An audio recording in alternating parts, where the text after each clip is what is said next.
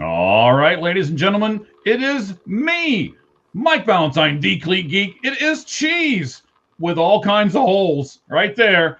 And it is all of you. And you're with us today on the Lights Out Sports Podcast special edition for the NFL Championship. Yes, we're going to do several different things. But first, I want to find out how my buddy's been doing lately. Cheese, how you been? It's been a good week, minus I still can't get in my X account. X support is the worst customer service ever, worse than Comcast. So other than that, hopefully I get in soon. But sometimes it says online it can take 4 or 5 requests. They'll finally do something about it. But hey, I got coffee, and it even says coffee, so you know what you're drinking. So there you go. There you go. That's very important. Yes. I like yes, coffee. We need to know what we're drinking. We need to know how we're getting ourselves pumped up for these games today. And hopefully all of our fans out there are allowing us to help them get pumped up for these games today. I know Cheese has got a bunch of stats. We even said off air, we're not 100% sure who we're picking in these games until we literally get to it on this show. So we'll I might change my mind. I might change my mind. This is really tough. I don't know who I'm picking. I don't know. I'm going to pick Buffalo and Philadelphia probably.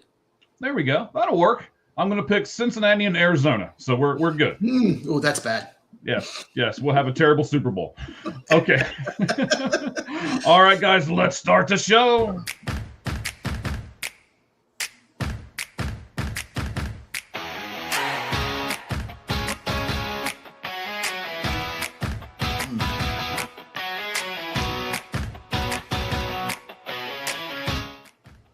All right, guys. Hey, thank you guys very much for joining us. Got to say, almost up to 250 views just on X alone from our last podcast event that we had on Tuesday. Fantastic. Thank you guys for doing all that. And that's even with Cheese not having his account up right the moment. So for those of you, I'll let Cheese talk to you about it here in just a second. But if you're getting stuff from Cheese's account, I don't think you want to do anything with those things, right, Cheese? If you're getting DMs from me on X, just delete the conversation. Do not respond. There's some guy posting crypto that has hacked my account, but I just keep doing tickets. Hopefully, eventually, I'll get it back. So we'll see. All right, that's what we hope for. Eventually, hopefully, he'll get that site back. I know a lot of you guys go over there to his X account, and then you also go over to his YouTube account. So, Cheese, go ahead, man. Let's get rid of this early. What's your YouTube account, sir? I'll mention it multiple times.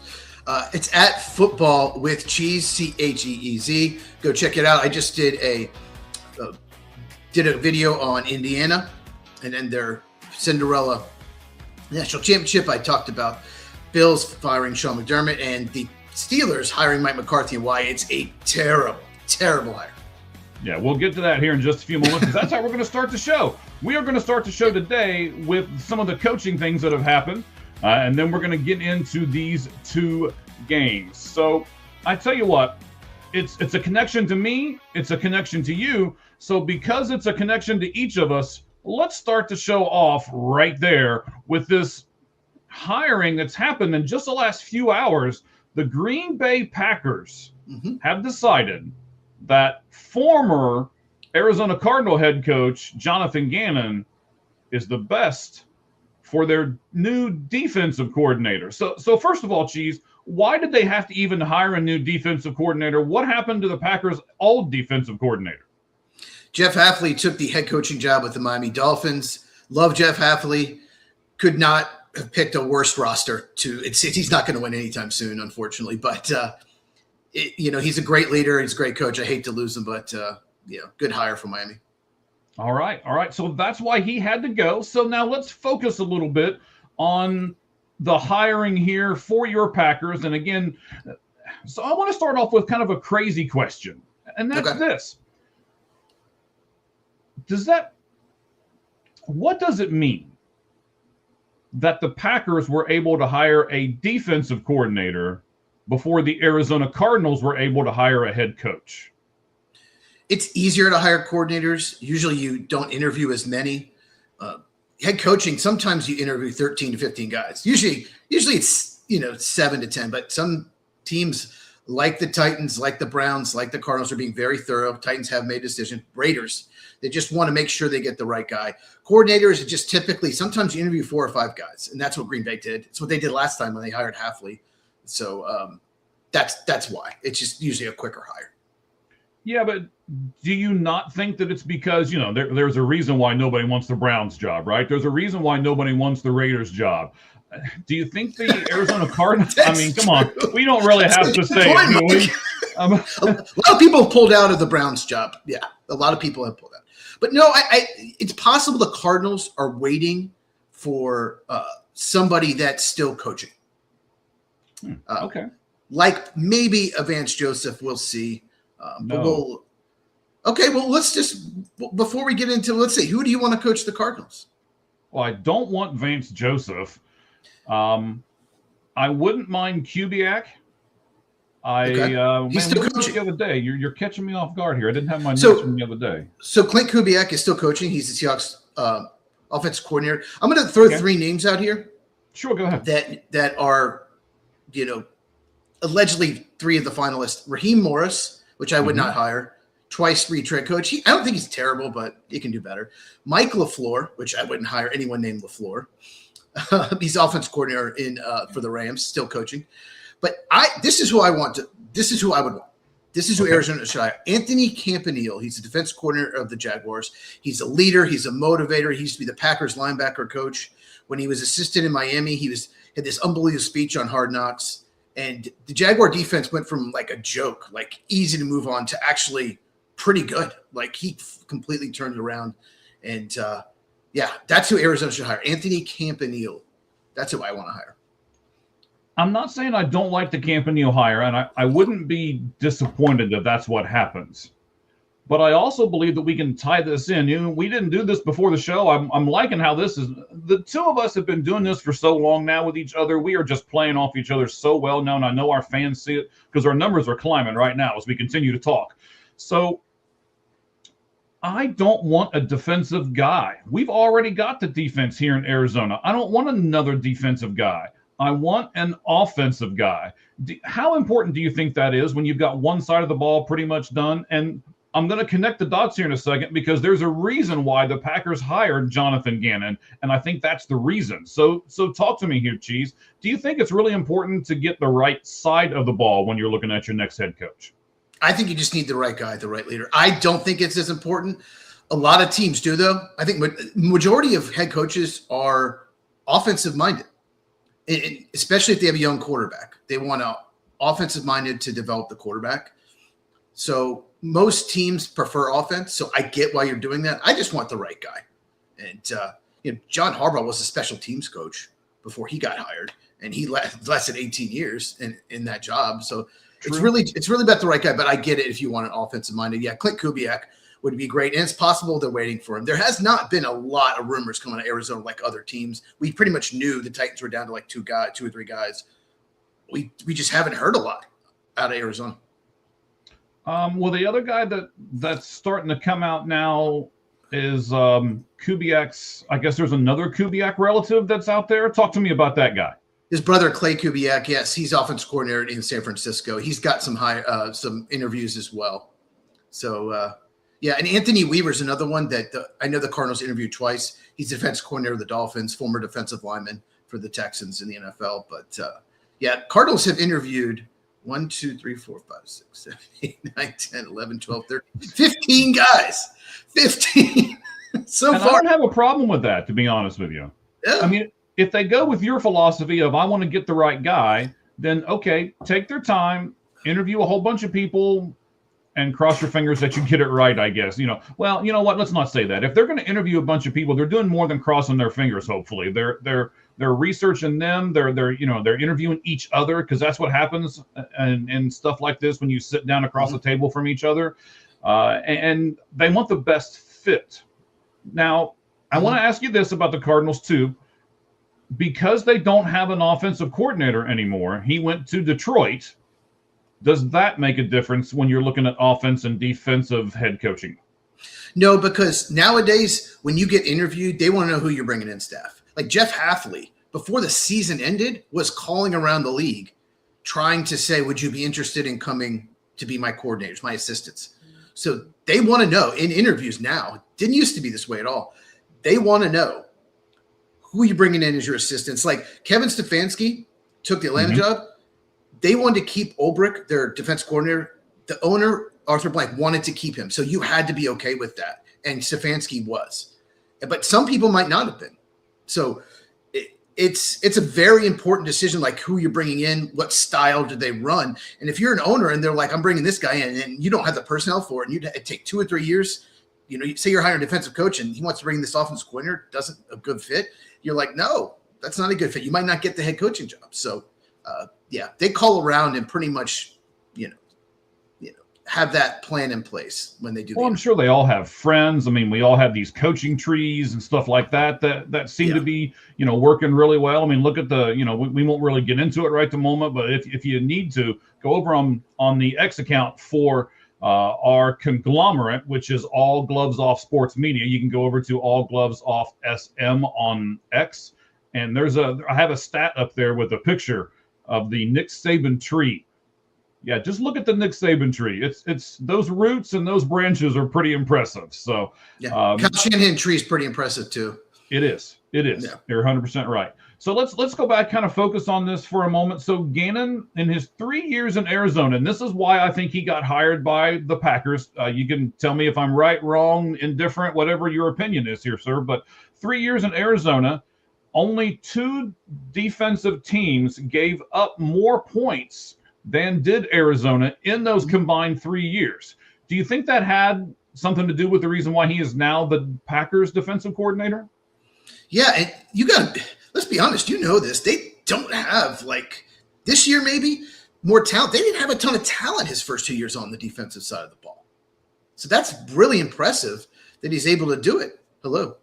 And I saw another stat. In his 3 years, they were first in EPA per play, which is expected points added, in the first 3 quarters. Fourth quarter, not so great, but could be the offense. Maybe it's the offense's fault, but the first 3 quarters, number 1. So his defense analytically is a lot better than you think. If you just look at yards per game, it's maybe not going to look as great, but he did the best of the personnel he had. And I think finally this past year, they finally had the personnel for him to run his defense, and they never got hurt.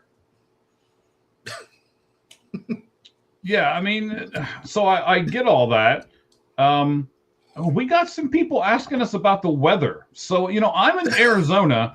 The weather that happens to the rest of you people does not affect me out here. Like, it's always sunny. We were like looking outside and it was raining a little. We were like, what is this crap coming from the sky? So let's get to some of these things, right? Here's our buddy Roger, who is with the Red Hot Reds podcast. Did you get any snow? I did not. Snow. How about you, Cheese? It's possible, but no, it didn't. No precipitation. It did rain yesterday, but it was still warm enough. But no snow. All right. So we're looking at different things. Here comes one of our other regulars, William. Here he's taking a break in Greenville, South Carolina, from the light snow and ice. Ice is much worse than snow, ladies and gentlemen. This was way less serious than forecast. Well, I'm glad for that. And thrilled that these guys are doing a show. Well, thank you. We appreciate that. We really do. We try to do some different things, and for all of you guys. And lastly here, no. There's a reason why I moved out here. When you get to Arizona, Roger, and one of these days, maybe you and Ricky will come out and do spring training and stuff with me. But there's a saying out here, and it's called, you don't shovel sunshine. So, yes, you can shovel snow all you want, sir. We are not shoveling any sunshine today. So, love all you guys. Thank you for your comments. I see it keeps coming across. Which front office, Zay? Tell us who you're sick of. I'm guessing either Green Bay or Arizona. Those are the 2 teams we're talking about. Right. Probably one of those. But we don't know which yes, one. I would be sick of both of those. No, I think Arizona. I think they had a good draft. I think they're going the right direction. They got to figure out quarterback. Ramen is freezing. Yeah. I have a long sleeve shirt on. I mean, what does that tell you? No, no. You didn't. No. Yeah, look. Yeah, Houston Astros. Look at that. Baseball. You love baseball, right? I love baseball, but here's the weird part. You're wearing the baseball shirt. I'm wearing the Cardinals orange football shirt. So, I think it's the first time since we've done this that both of us have not worn just like a plain tee or something like that, because that's what both of us seem to kind of wear. So, and Zay gives us some clarification for the Green Bay front office. I'm with you, Zay. I'm with you. I made many videos about that. I kind of disagree, but well, why do you I think disagree? Mike's got some questions. We're just about to talk about that. Yes, we are. So you're going to disagree. I'm gonna kind of take this first part here with the coaches and stuff, and then Cheese is really hyper focused on these games. So I'm gonna turn some things over to him, and we're gonna really play off each other on this show for the enjoyment of our fans out there. Again, that number just keeps growing and keeps growing. We appreciate it. We are on X at All Gloves Off SM. We will soon be back on Cheese's X once he gets it back from the hackers in Pakistan or wherever they're from. And then we are now, I want to throw this out there. If you are a Twitch person, we are now on Twitch as well. So we are on so many different platforms right at the moment, and it's all because of you. Let me rattle them off real fast, and then we'll get into this coaching stuff. So we're now on Twitch. We are now on Spotify. We're now on Apple Music. We're on X. We are on YouTube. And of course, Cheese, when they go over to our YouTube, what is it and what are they supposed to do, buddy? The YouTube is All Gloves Off Sports Media. Okay. And what you do is you hit subscribe button. It's really easy. It's free. I'm not going to charge you. And you hit the bell for notification, because you never know we do one of these shows. We could do an instant reaction. We could do a watch along. And if you're on YouTube, hit the button that looks like this, thumbs up. Really helps out the channel. All right, fantastic. So we got some different things to cover here. I've already gone over the first stat with Jonathan Gannon and why I think he got hired as the new defensive coordinator over in Green Bay, and that was, the fact that his defenses didn't give up a lot of points. And then, Cheese, I'd like for you to help me out here, because I am not the big football guru that you are, and I think you'll be able to do this better than what I can. So what does it mean? Because this is a Jonathan Gannon thing. It's called a 3-high system. What is that, and why is it just a Jonathan Gannon thing, or is it not, and I'm just wrong? Toward the end of his tenure, Dom Capers ran something similar. Hey, hey, doing? That's friend father. So it's basically 3 safeties, and hello. He likes to play 3 safeties, and let me just tell the personnel. So he likes to do 3 down linemen, 2 edge rushers, like linebacker, defensive, and hybrids, 1 off-ball linebacker, 3 safeties, and 2 corners. Okay, that defense. It sounds like only 1 linebacker. Maybe it's not good for run defense, but when you have like basically 5 down linemen, and then 3 safeties, one kind of plays the robber, they call it. Like Buda Baker played a lot of robber, where you can play back, up, you can be cover, you can play the slot, you can play the linebacker, you can play deep. Basically, versatile player. And you have 3 safeties, so it helps coverage because you have more defensive backs out there. Safeties cover better than linebackers, but it also helps the run defense because you start with 5 guys on the line of scrimmage, and he usually rushes 4. He doesn't blitz a ton, and 1 guy drops in coverage, and you don't know which one. So it's harder to double team. So this is going to be good for Micah Parsons, I think. Jeff Hafley ran more of a cover 3, 1 deep safety, 1 in the box, 3 corners.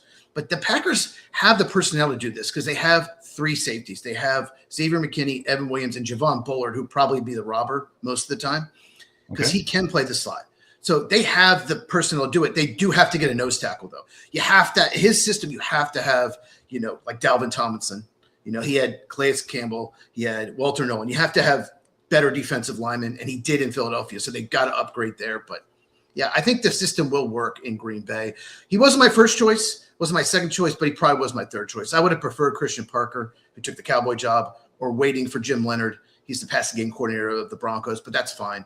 So I'm okay with this hire, and he's got head coaching experience. And one more thing I want to say, some Packer fan messaged me and said, the play calling was terrible for Arizona. I watched a lot of the games. He didn't call the defensive. He didn't call him. Yeah, he didn't call him. So I was like, 100%. He didn't call him. So he did such a good job with Philadelphia. But you're 100% right. He didn't call the plays over here. Now, did he had a big influence on the personnel that they brought in? And he had a really big influence on the defensive personnel as far as on his sideline and up in the booth and all of that. So Jonathan Gannon had his hand all over that defense. Just because he wasn't calling plays doesn't mean that he didn't have a big part in that. So I don't want people in Green Bay to think that whatsoever. I'm glad you said that they have the right personnel, but yet they do have to get one piece. Mm-hmm. So as the big draft analyst, is there somebody that's going to be coming up in the you knew this was coming, didn't you? Look, you're already smiling. I know I have to go to my notes. I wasn't expecting this. Okay. But go ahead. Well, I'm just going to ask you, you go through your notes and I'll ask the question. All right. I'll give you a few seconds to fish through them here. Oh, I got it. Is there a person who can fill that void that they need? And man, we are just getting a ton of comments. We'll get to all those here in just a second too. They also need to upgrade corner, I think, because I think the corners will have to play more press man. In cover 3, you drop. The corners would drop in more zone. So the corners will probably have to play more press man. That's why Will Johnson was such a good fit for his defense, their second-round pick out of Michigan. Dominique Orange from Iowa State, because Green Bay doesn't have a first Orange. Yes. Dominique Orange. They don't have a first-round pick, so I can't look at first-rounders, so I can't look at Caden McDonald's not going to be a Packer. Yeah, he won't be there. Dominique Orange, Iowa State, and Dante Corleone, Cincinnati, would fit as a nose tackle.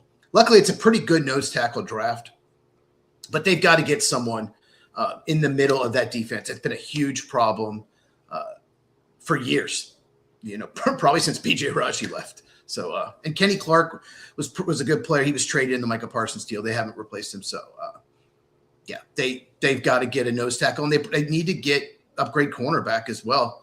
But for the most part, they do have the personnel to run his system. Now, I also want to tag this some for our Arizona Cardinals listeners, because I know there's a lot of people that listen to the Lights Out Sports podcast that are also Cardinals fans.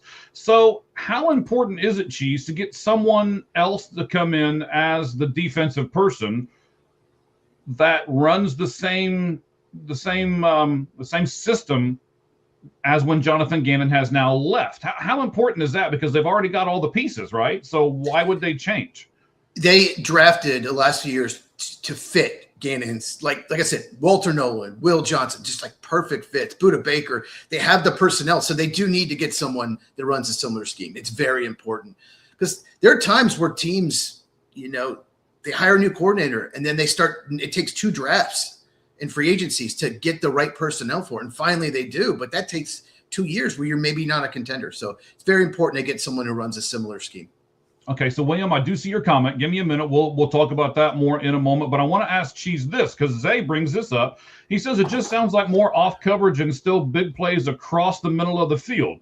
Agree or disagree, Cheese? Disagree. Jonathan Gannon's style is do not give up big plays. We're going to give you the underneath. It's a defense designed to limit the big plays. The problem with the middle of the field is Quay Walker. He's a free agent. They better not re-sign him. Jeff Hafley liked to have 2 linebackers on the field, Edgerrin Cooper and Quay Walker. And Quay Walker's horrible in coverage. He's terrible instincts, terrible technique. And that was the biggest problem in the middle field. With Jeff Hafley, you need a linebacker that can cover. In this system, I don't think it'll be as big a problem because you're going to have Edgerrin Cooper and a safety like Javon Bullard in the middle field and not Quay Walker. So I don't see that happening, but good point, Zach. All right, so we'll get to this one here. Hang in there. And you can kind of read that. It's not really sports related necessarily, but we still love each and every one of you. Thank you for all the comments. I will get to them here and post them up as we receive them, at least relatively close to when you type them all in. So William, we appreciate you. This is why I didn't want Jonathan Gannon gone yet. I thought he deserved another year or so. I know you didn't think that, and now all of a sudden he's the Green Bay Packers coordinator. It's kind of a unique situation for you and I doing this podcast together because of the way we felt. I'm going to be really, really upset if Jonathan Gannon goes to Green Bay and their defense with Micah Parsons and everybody else is all of a sudden like a top 10 defense. I'm going to be pissed. I'm going to tell you that right now. Oh, it should be a top 10 defense. It should be. And if he's healthy, he's got to come back healthy, Micah, obviously.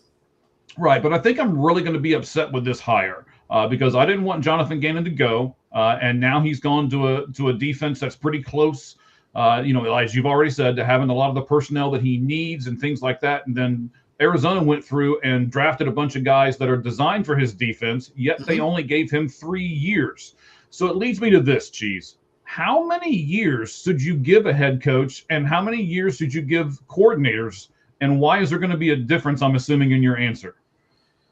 It depends. It depends on so many things. A lot of times teams will give you a long time if you have a good quarterback. You're always making the playoffs anyway. And he just didn't. And this season, he won 9 games last year. And so the expectation was, okay, let's get to the playoffs. And the offense completely collapsed. And they had so many bad fourth quarters. He got fired because they collapsed in so many games, lost so many close games. Mm-hmm. The offense and defense had some really bad fourth quarters. And I don't know if it's Gannon's fault. I really don't. But that is why he got fired. And winning 3 games, God, if they won 6 games, it would have been a bad year. Like, they really should have been better than that. I know Kyler Murray got hurt and benched. But it's just the way they lost so many games.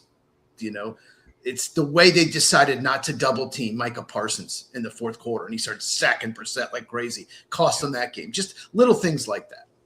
And we're going to talk about that here in just a second. But can't you point to the fact that they had Jacoby Brissett as their quarterback and say, okay, the coach needs at least 1 more year with a decent quarterback?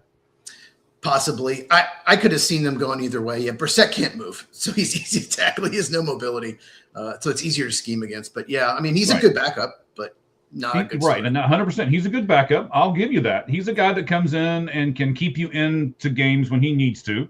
But he's not a starting quarterback in this league, in my opinion. So I don't know how you judge a coach when you've got a guy behind center for the majority of the games that's not a starting quarterback. But let me hop off my soapbox here. Just real quick, if they had won 6 or 7 games, I think he would have kept his job. The fact that they won 3 was just not acceptable, and the way they lost some of those games, the way they lost the Titans game, that's about as bad as you're ever going to lose a game. And I know a lot of it was on the players, but still, some of it was on him. So. Yeah. All right. Now we need to transition into this. And you've done a great job for me, buddy. I appreciate it. Thank you. We're going to transition into this, and then we're going to jump to Arthur Smith next. So if you're an Ohio State person, hang on. We're going to jump to Arthur Smith and his jump from Pittsburgh to Ohio State and what that means for each side. So hang on here, guys. But first, we need to talk about EPA per play. Yeah. So, Cheese, what in the world is that? And then we'll connect the dots between the Packers and Gannon and the Cardinals and Gannon. Go ahead, sir. It's expected points added. So it's offense and defensive stat. You want it to be high on offense, low on defense. So every play every time you run a play, expected points added per play. I love this stat. It's an analytical stat. Jordan Love was number 1 in the NFL among quarterbacks, ahead of Josh Allen, Matthew Stafford, Drake May. Just throwing it out there. Brock Purdy was actually ahead of Jordan Love until the last game of Seahawks, and Purdy did nothing. But Gannon, his defense is almost really high in this category. And after week 9, did you know this? Arizona had the 12th best defense in the NFL at that time, and they never got hurt. And they collapsed. So actually, in the middle of the year, Green Bay was 11th, Arizona was 12th. So that's run and passing game combined, EPA per play. So Arizona's defense is better than you think. I agree with you, and I'm about to kind of prove it to you, but I'm also about to say, okay, let me get to it. So this past season, the Cardinals were number 1 so it's expected play added or expected points added? What's the P stand for? Expected points added. Okay, so expected points added. So the Cardinals were number 1 in expected points added the last 3 years. Yeah.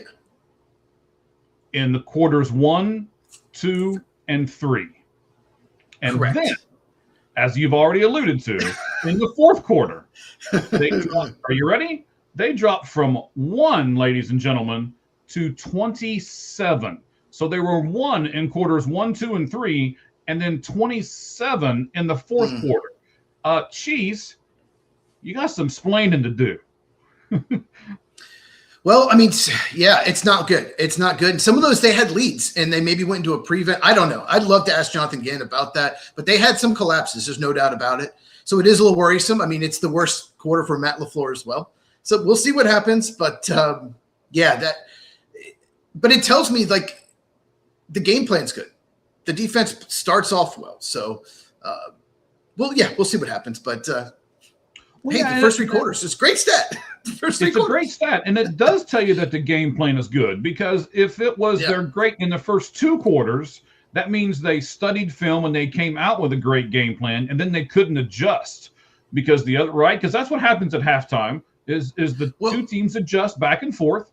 And then if you do something terrible in the 3rd quarter, then it's like, okay, well, you can't adjust, or you don't know what you're doing at halftime, or you don't have the right coaching staff or something, right? But they had it 1, 2, and 3. So that encourages you, right?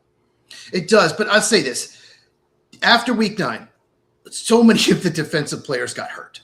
So the defense really collapsed in the second half. So some of that stat is a little skewed because, you have 5 or 6 starters injured. What are you going to do? No one has depth anymore. So that's part of it. Because like I said, they were 12th in the NFL in total EPA per defense after week 9. So I hope we're not confusing you. We were trying our best to. We love these stats. I love stats. In fact, I'm getting ready to come out with a new podcast show. It's coming. It will start in 6 days.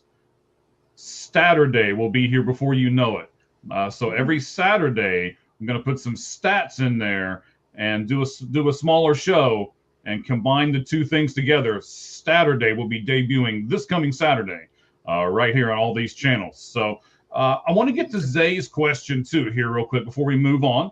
So I'll read it to you. He says the real question is, do we have, and he's talking about the Packers as far as do we have the real juice on defense to be top 5?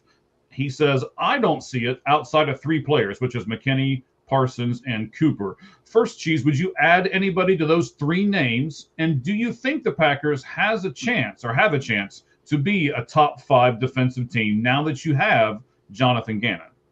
I would add Devontae Wyatt, defensive tackle, as well. When he got hurt, the defense was already, even before Parsons got hurt, was already starting to collapse because he was getting sacked. He was getting open. When you double team Parsons, he was winning, and he was their second best rusher. And once he got hurt, they were tripling Parsons. No one else was getting pass rush. So I'd add Devontae Wyatt. I do, but they've got to get a nose tackle, and they have to upgrade at least 1, maybe 2 spots at corner. But other than that, it's a pretty good defense. So then do you think your Packers should concentrate in the draft this year on defense? Offensive line too. Defense and offense. Yeah. Problem is like half the league weakness is offensive line. And that's a story for another day why that is. But either in free agency, they need to get a nose tackle, they need to get a corner, and they've got to upgrade at least 2 spots in the offensive line. They have to get a center. So, I think the defense is 2 or 3 stars away from being like elite. But like I said, you've got to get some good players in there. Okay, and I want to explain to our viewers real quick. We're gonna be done here with the Jonathan Gannon to the Packers thing, unless Cheese wants to add anything to the end of this conversation. Okay. But I want to explain to you, this happened just a few hours ago, and this is not a brag thing for either one of us, because I'm going to be the one to say it. We research this so much. Like, we get up in the morning, okay, what's happened? What happened overnight? What did we miss? And we knew we were going to do this show. We were texting each other back and forth this morning, almost annoyingly, because I'm like, geez, calm down. I'm trying to do research, man. Stop texting me back. And then then I see something that's like, oh, we got to do this, and oh, we have to look at this stat, and oh, we got to do. So we were doing so much this morning for all of you guys, and we love this. We enjoy this. This is what I still have some red going through my veins because it's blood, and I do the Reds and the Cardinals mostly. But Cheese over here with this green and yellow going through his veins. He was all kinds of research and stuff too. So this is not something we just throw together. You see the show, but it takes so much more to make this show than what you guys see, and we're doing it all for you guys. And we thank you for coming here and listening to us. And going to our shorts, we've had 7 shorts this week that have gotten over 1,000 views on our YouTube channel. So we appreciate that.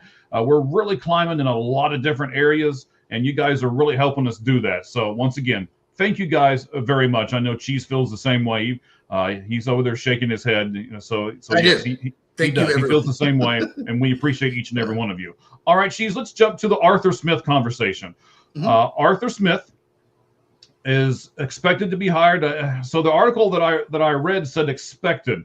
I don't know if it's a done deal yet. First, do you know? Is it a done deal? Has Ohio State hired him?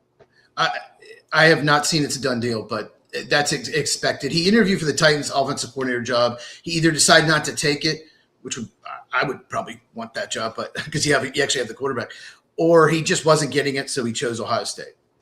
Okay. So if you guys don't know, Brian Hartline, who was there at Ohio State, has left to be the head coach of USF. So there's a vacant opening there. Smith, let's give you a little bit of background on Smith. He's the former Atlanta Falcons head coach. He was in the second season being the offensive coordinator in Pittsburgh. The Steelers did make the playoffs in both his seasons as the offensive coordinator. And of course, as most of you probably know by now, Mike Tomlin has stepped down. So now the Steelers, this is kind of what I want to focus on for a couple seconds, at least in the beginning of it. So now the Steelers need to bring in someone else for his old position. Cheese, the Steelers have a new coach, and now they'll have a new coordinator. If you're a fan of the team, are you okay with them just kind of wiping the slate clean and starting all over again, or do you want some continuity with your team? I think with them, I think they just need to start over. I mean, we'll talk about how bad their hire was, but Pittsburgh was just, mediocre, just average, 9 or 10 wins. It might just be good to get a whole new coaching staff in there because it just wasn't quite clicking. They were really inconsistent. Some games they look like a contender. Some games they look like you should pick in the top 10. So it's kind of a mess there. So it might be good just to get a whole new coaching staff. Okay. So, that's kind of the Pittsburgh angle. We will talk about Mike McCarthy here in just a moment. We will talk about that hire here in just a few minutes. When you said, hey, I think I'd take the Tennessee job, I would have to disagree with you. And maybe it's my Ohio State fandom, within me that says this. But if I'm Arthur Smith, I get it that it's an NFL job and that you do have your quarterback, but you don't really have a whole lot else because even the running back Pollard is a free agent. So you're not sure what you're going to have over there. When you go to Ohio State, you've got Julian Sayin as your quarterback. You've got Jeremiah Smith as your number one and mega star receiver. And you've got a guy in Bo Jackson who really, really improved as the season went on last year. And you're just going to move forward with him. Why wouldn't you take the Ohio State job over the Tennessee Titan job? Okay, we'll talk about Ohio State first. So I don't actually love this hire. I get it. Look, they would have both their coordinators would be former head coaches in the NFL. That can only help recruiting. That can only help recruiting. That's not. I mean, that's a name. That's good. But they had Chip Kelly before. They've had Jeff Hafley. So who's now the coach of the Dolphins. He was the defensive coordinator of Ohio State about 6 years ago. Excellent. Well, you taught me something new there today, buddy. I appreciate that. When they won the national title. So, yeah. But it's a weird fit because Arthur Smith loves to run 2 and 3 tight end sets. And as we know, Ohio State is wide receiver U. They've had 5 straight years of first-round pick wide receiver. It's about to be 6, Carnell Tate, and it's going to be 7 next year with Jeremiah Smith. 7 straight. So it's a wide receiver, driven offense.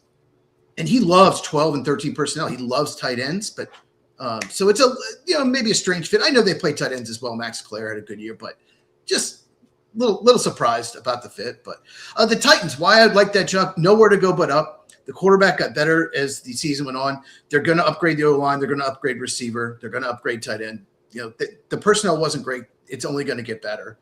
So he'll look really smart. That's why I want that job. You're going to look smart in 2 years that offense is probably going to improve. So I really like how Cam Ward finished the season. That's why. But I get what you're saying. I mean, Ohio State, you're going to have as much talent offense as anybody in the country. Probably, Yeah, I do like how they finished the season. I'll give you that. And I will also take this moment. He may or may not be listening to this show right at the moment. He's a friend of the show. And I want to make sure we get him on here in the next couple of weeks because of the Titans and everything else that they're doing. It's Mr. First Down. He's on X a lot. Great content guy. I don't usually promote people who aren't in our spot, which is, all gloves off sports media. Mr. First Down, first of all, you need to come over to All Gloves Off Sports Media and join the rest of us. But I do want to have you on the show here in the next couple of weeks so that we can all talk about Tennessee Titans and what it means for everybody involved. While we're still on the Ohio State thing, though, so this is going to be, as you mentioned, the second NFL coach that Ryan Day has been able to bring over to Ohio State. His first one, Matt Patricia, I don't know if you know this or not, number one defense in the league. He only allowed 219.1 yards per game last season. So when you have success like that, do you like the fact that Ryan Day is kind of doubling down on the NFL success? Yeah, I mean, it's only going to help recruiting. They know what they're doing. And they run both run pro style offense and defense. And if you're a father of a kid, don't you want them to go to a school that runs? If their goal is the NFL to runs that system, it's really tough. Yes. It's really tough to evaluate. And I love Tennessee. I'm a Tennessee fan. It's so hard to evaluate those players. Ole Miss, same thing. Now it's going to be LSU. That style is so tough because NFL teams don't run it. So when they run, it helps your kid get drafted. Okay, look, they are successful in NFL schemes. So it can only help you when it comes to NFL draft. Right. So I'm glad you brought that up because, yes, I do want my guys, I want my kid in an NFL pro system already. And just from a draft analyst standpoint, as you are with your channel Football with Cheese, is it easier to evaluate people who are already in a pro style like what Ohio State runs and what they're probably going to run now on offense? Absolutely. Absolutely. It's so much easier because they work in the system. And there are a lot of, NFL teams that run similar system to Arthur Smith. There are a lot of defenses run similar system to Matt Patricia. And if you run that same system and this person is incredible player in that system, then the transition will be easy. You're going to get a lot of contribution from that rookie. Okay. So Pittsburgh improved their total offense as far as rush defense and scoring in 2024, the first year that Smith took over. They ranked 11th in rush, and the Steelers added multiple pieces to their offense, and then they went ahead of schedule, went and got Aaron Rodgers, of course. Pittsburgh finished this season 15th in the NFL in points per game. They only allowed 23.4 points per game. So just if he stays the same, and he goes and let's say that he scores 23.4 points per game. So we'll go 24. If Ohio State scores 24 points every game with the defense that they already have, what do you think the outcome is going to be for the entire season for the Ohio State Buckeyes? No, it's going to go well, but they're going to score more than 24 points per game. They're going to score. They're going to score more than that. But the people returning, with all the personnel they got returning, they're going to score a lot more points than that. Okay. Absolutely. It's great for Bo Jackson because, like I said, he likes to run the ball, likes the 2 tight end sets. And I'll say this about Arthur Smith. Mm-hmm. Can you imagine if they hadn't traded George Pickens? Like Aaron Rodgers and George Pickens were like made for each other. He's the type of receiver that works so well with Aaron Rodgers. And then they trade him to the Cowboys and he has this monster year.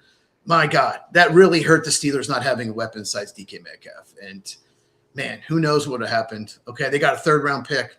Oh, big whoop coming up. Yeah. All right. So let's see here. Let's jump to another coach real fast. And, you're going to have to help me with time because we do have to get to these 2 games. Yeah. And, I'm sure you're watching all the preview stuff on some of those other terrible networks that do a much less job than what we're doing. Let's go with Mike McDaniel for a moment. Yes. So I think he was like the most sought after offensive coordinator candidate, but he chose the Chargers over the Lions and even possibly the Buccaneers, Eagles, and Titans. Do you like this hire for the Chargers, Mike McDaniel and Charger Blue? Oh, God, I love it. I made a video on it. If you go to my channel, at Football with Cheese, CAGZ, I broke it down, but I'll just be quick here. I do.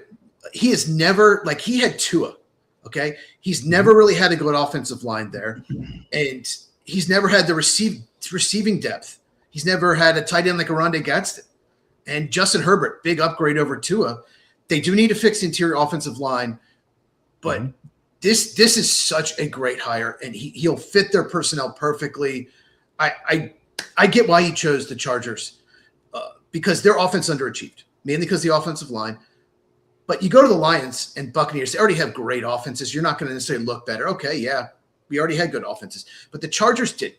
It should have been better. And he'll go over there. He'll look like a genius, and he'll be one of the most sought-after head coaches in next year's cycle. He got 4 head coaching interviews this year after being fired by a meeting. Buffalo wanted to talk to him. So that tells you all you need to know. I think he's a great coach. And he commits to the run, too. He's been a run game coordinator. He's very good play designer in the running game. So Marion Hampton is like, heck yeah. Right. All right, so a couple of things of what you just said. Number one, I'm going to scoot back to my Cardinals for a second. If you're going to hire a defensive guy, I would much rather you bring in ex-Buffalo Bill coach Sean McDermott if that's the defensive guy you're going to hire, personally. Secondly, you brought up the fact that, Mike McDaniel, probably one of the better offensive gurus in football right at the moment, and I would certainly agree. And for those of you who are Bengals fans, like I am as well, all you have to know is that they didn't even try to bring him in for their offensive coordinator spot. That would have been perfect. You put those receivers and that talented quarterback out there and give Mike McDaniel the book and say, here, just make it happen. I mean, what a team they really could have constructed for only, a few million. I don't know what Mike McDaniel got paid. Do you know what Mike McDaniel got paid? I didn't see it really publicized. I didn't. I'll say one more thing about Mike McDaniel. Mm-hmm. He had an offense before they got Devon Achane. He had an offense a few years back. They won 11 games where he had Tyreek Hill and Jalen Waddle. All right. And designed the offense around that. We're going to get rid of it quick. Tua led the league in the quickest, less than 2 seconds, he was getting the ball out, or just over 2 seconds. We're going to get the ball in the playmakers' hands, Tyreek Hill and Waddle, and that's our offense. And it worked. They got to the playoffs. And Tyreek Hill gets hurt this year. And they can't do that. So we designed an offense around Devon Achane. And he won 7 games doing it. Some games, Achane just went off. And so he will adjust to whatever personnel he has based on injuries or the situation. And that is why he's such a good offensive coordinator. All right. So I want to jump to Tennessee here for a moment because great Mike Macdonald stuff. They can get more over on your channel. And what is that one more time, sir? It's at Football with Cheese, CHEEZ. And make sure you subscribe. Hit the bell for notification. Absolutely. He does a fantastic video. It's over on our Twitter as well. It's linked there. So you can get to it either way, but it will take you right to that YouTube page where Cheese does a great job of breaking that down even further. It's about a 10-minute or so video on that. So look at it between one of these, one of the timeouts, or look at it during the 2-minute warning, or look at it during halftime of one of these 2 great games that we're about to talk about here on Sunday.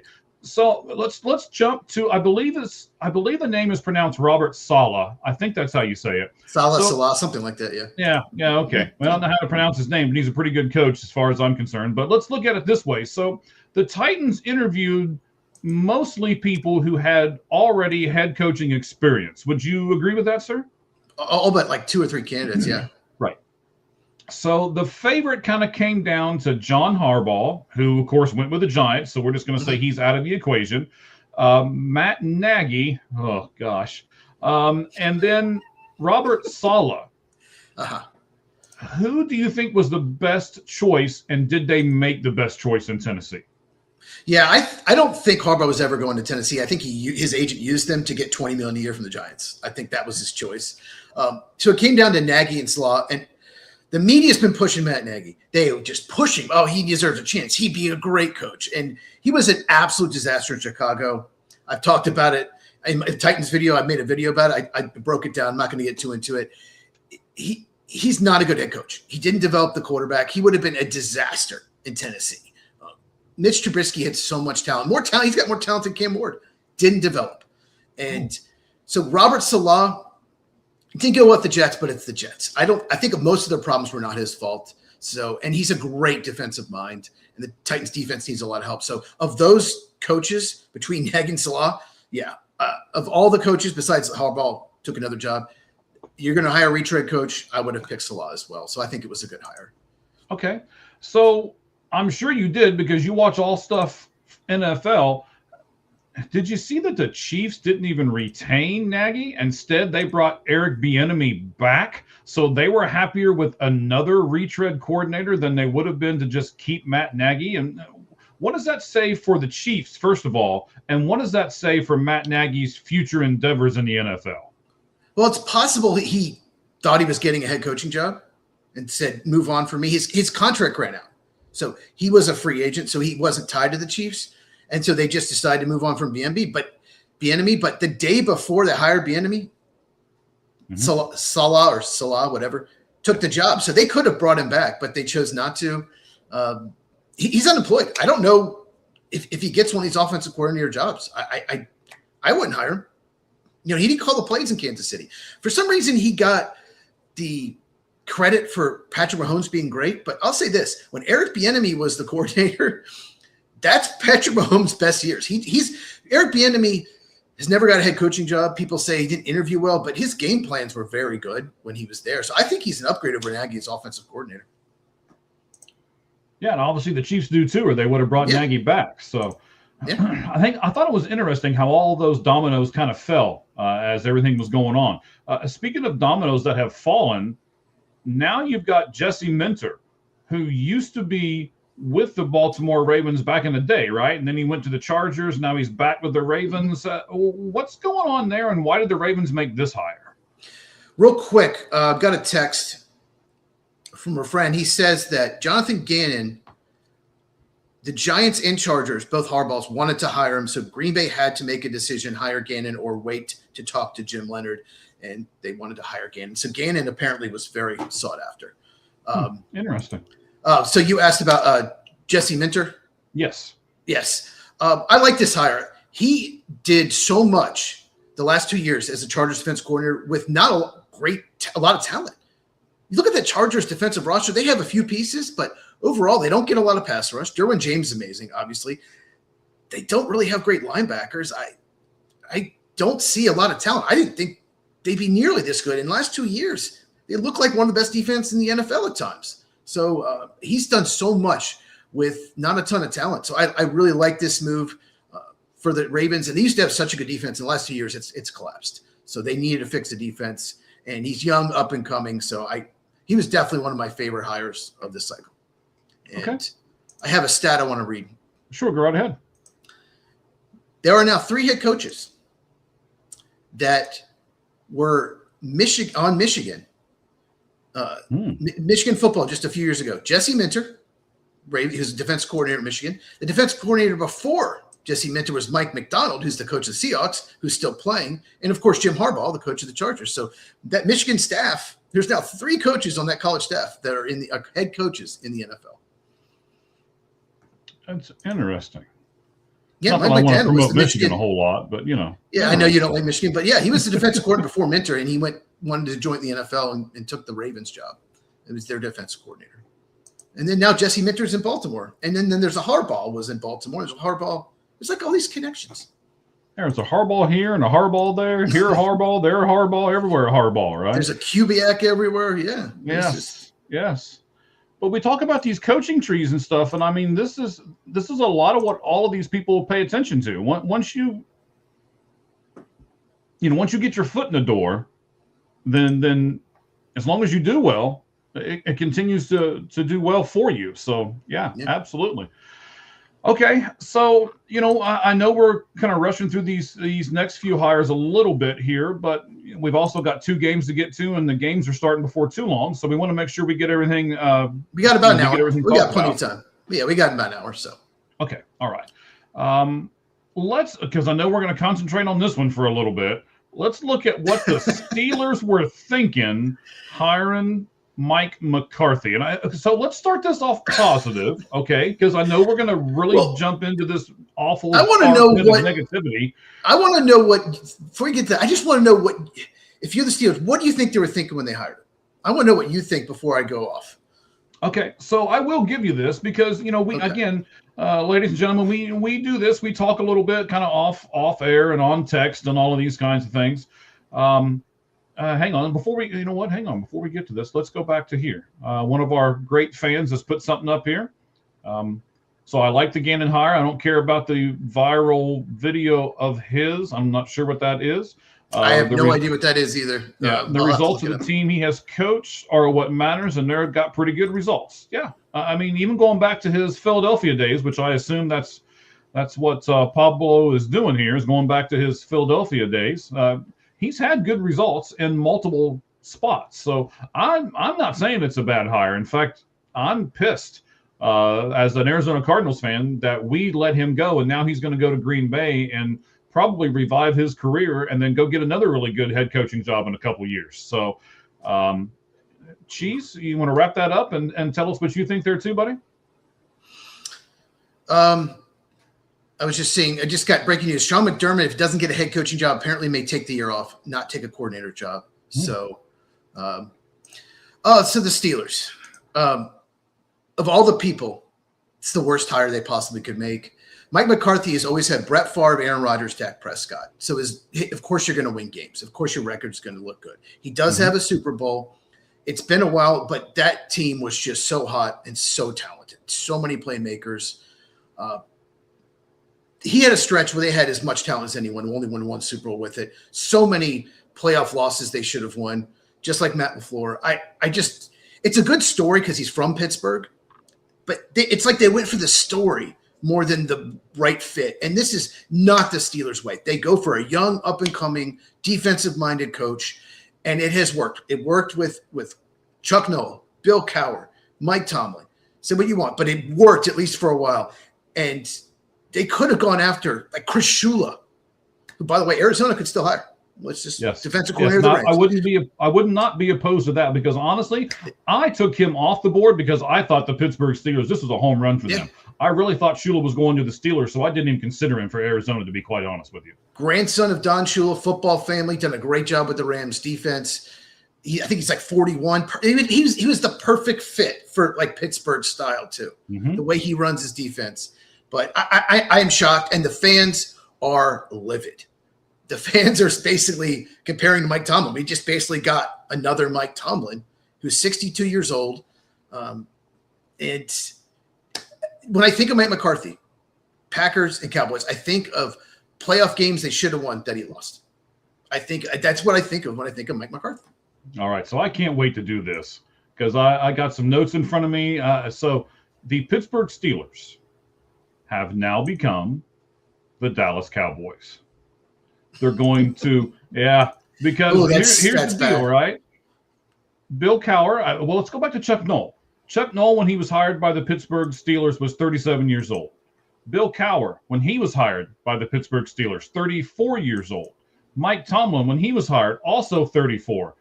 Mike McCarthy, as you just said, 62.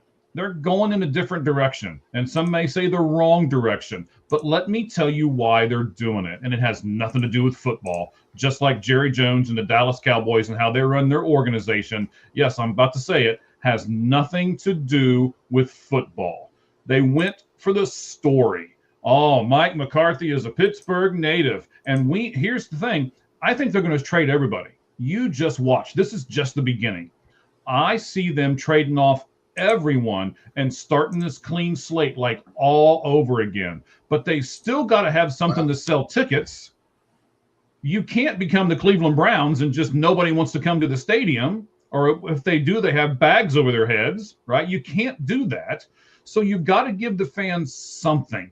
We're going to trade away all of our really good players. We're going to start completely over again, but please don't bail on us. We brought in your hometown hero, Mike McCarthy, right?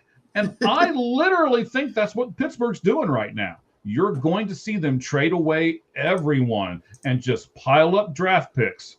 But, Cheese, to be fair to the Pittsburgh Steelers, we've been saying this almost ever since we've started this show, and it's over a year, by the way. I had to go back and look and research and be like, wow, the two of us have been doing this for more than a year now. We've been saying this. Pittsburgh needs to do something like this. And now I think you're going to say this is terrible for Pittsburgh, but I'm going to stay on my same course and say, no, I don't think it's terrible for Pittsburgh. They've got to give their fans something. Here's Mike McCarthy. I'm not sure if that's the greatest something or not, but they got to give them something, right? They still got to come out and sell tickets, and they're just going to – now, they have to do what the rest of this story is. They have to sell off everybody. They have to bid farewell to everybody, and then they have to sell it to their fans as we've got to start over because this mediocrity that we've been in the last few years has not worked. So here's what we're going to do, and here's how we're going to do it. If they sell it that way, Cheese, do you think Pittsburgh's going to rebound from where they are right now, which is probably getting ready to burn that stadium to the ground? No. Oh, No. This is not.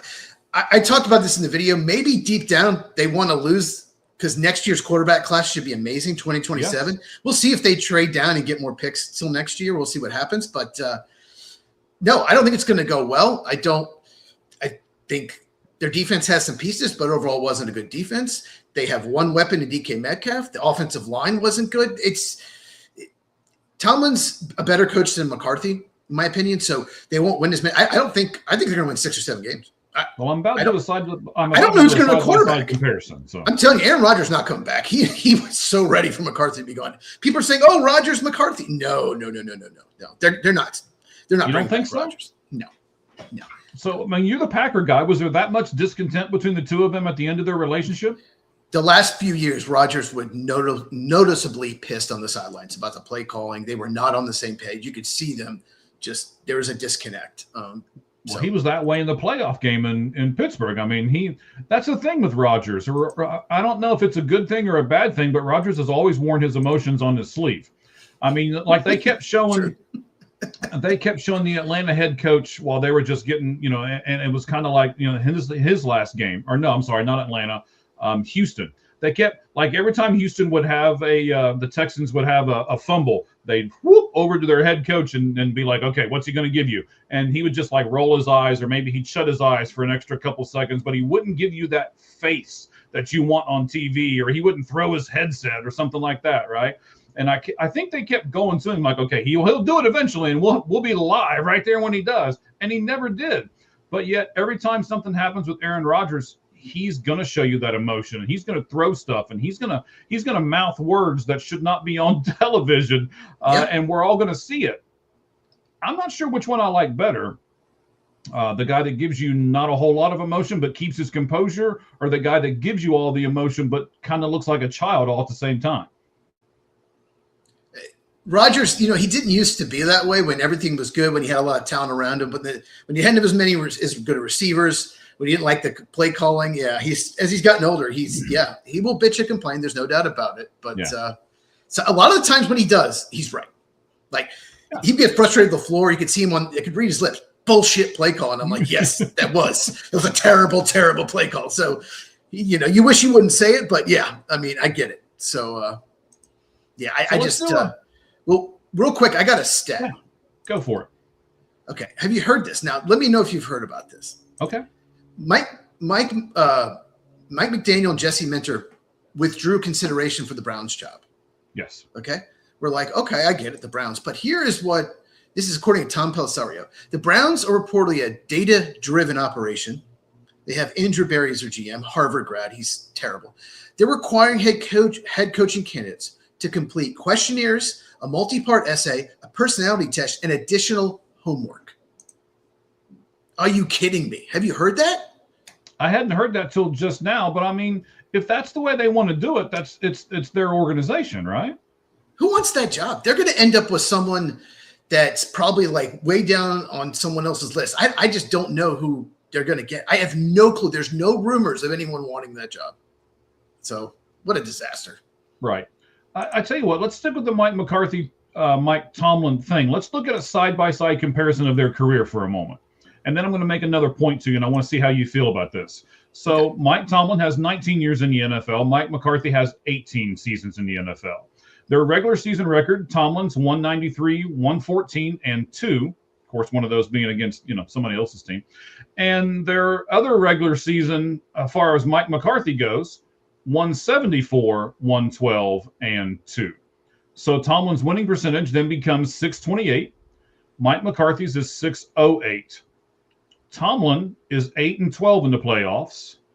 McCarthy is 11-11 in the playoffs. And these are, again, in their entire careers. Mike Tomlin has 8 division wins. Mike McCarthy has, 8 division wins. Mike Tomlin has 1 Super Bowl victory. Mike McCarthy has 1 Super Bowl victory. There are a lot of similarities between the two of these. So if what I'm saying is right, and maybe it is, maybe it isn't, they're basically getting the exact same coach, just with a hometown feel to him, while they dismantle this team. They've not really upgraded or they've not really downgraded in head coach. And what do you think about not really upgrading or downgrading when you're looking at head coach? And they didn't take a chance on a young guy. So I guess the question begs, what are they doing? What are they thinking if they're not doing what I'm saying, which is tearing this whole thing down? Yeah, a lot of Steelers fans saying the same thing on X. I still think it's a downgrade, but I get why you said it's more of a lateral move. Possibly they know they're not going to be good for the next couple of years, so they didn't want to bring in a coach that's going to fail, and they just went with a retread Pittsburgh native, and they can say, oh, yeah, it's a good fit, whatever. So it's possible that they're just getting him for a couple of years, knowing it's going to rebuild, and then when they're ready to compete, we'll just go after some hot young coordinator. I don't know. I hope that's the case, because otherwise they just pissed off most of their fan base. Yeah, I agree with, I think this is one of those moves where they need to announce like several things that are going on. This is not just, hey, we want you to love Mike McCarthy and here he is. There's got to be some other things they're planning with this, or at least I hope there is. And they need to sell it as a package, not just as a Mike McCarthy hire.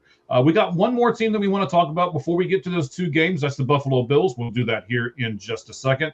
But I also want to say this, and I want to ask you your opinion on this.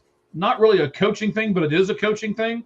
So according to JPA, one of the accounts that we follow big here, you can go over and do the same thing on our site. I reposted it up there to take a look at it. So the 49ers offensive coordinator, Klay Kubiak, who is son of Greg, right? Gary Kubiak. He used to be a coach in the NFL, yeah. Okay. So he had head coaching interest from both the Raiders and the Steelers, but he says, again, according to JPA, he has taken his name out of all of that stuff and says, I'm going to stay here with the San Francisco 49ers for at least the next season. What do you think played into that decision, and is that the right decision for Klay Kubiak to make? Well, that's the thing Mike McDaniel did.